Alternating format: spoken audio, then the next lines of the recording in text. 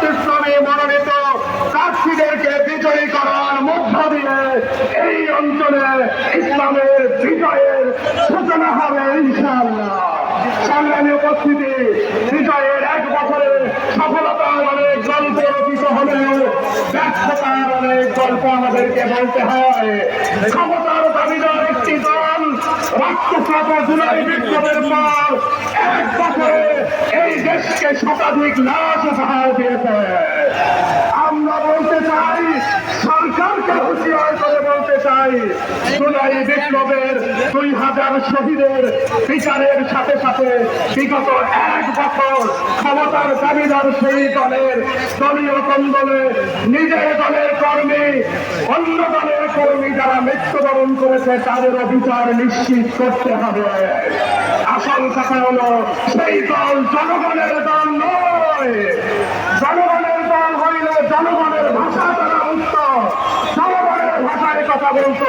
তারা তো বলে না ডিসেম্বরের মধ্যে সংস্কার শেষ করতে হবে, তারা বলে না ডিসেম্বরের মধ্যে হত্যাকারীদের বিচার নিশ্চিত করতে হবে।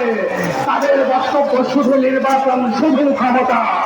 আমরা স্পষ্টভাবে এই জনসমর্থ থেকে জানিয়ে দিতে চাই, হত্যাকারীদের বিচার হওয়ার আগ পর্যন্ত বাংলাদেশে কোনো নির্বাচন হতে দেওয়া হবে না ইনশাআল্লাহ। আল্লাহ তাআলা আমাদের সাহায্যকারী, আল্লাহর সাহায্য নিয়ে এই দেশকে গড়তে আমরা অব্যাহত প্রচেষ্টা চালিয়ে যাচ্ছি। আগামীর নির্বাচনে সকলকে বলিষ্ঠ ভূমিকা পালনের আহ্বান রেখে বক্তব্য শেষ করছে। বাংলাদেশ জিন্দাবাদ, জামাত ইসলামী জিন্দাবাদ।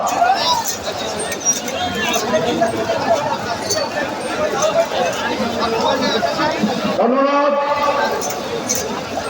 সবাই কেন্দ্রীয় সভাপতি জনাব নাজির রহমান পলাশকে সবাই উপস্থিতি আজকের এই জনসমুদ্রে এ পর্যন্ত শুভেচ্ছা বক্তব্য দিচ্ছেন বাংলাদেশ জামাত ইসলামী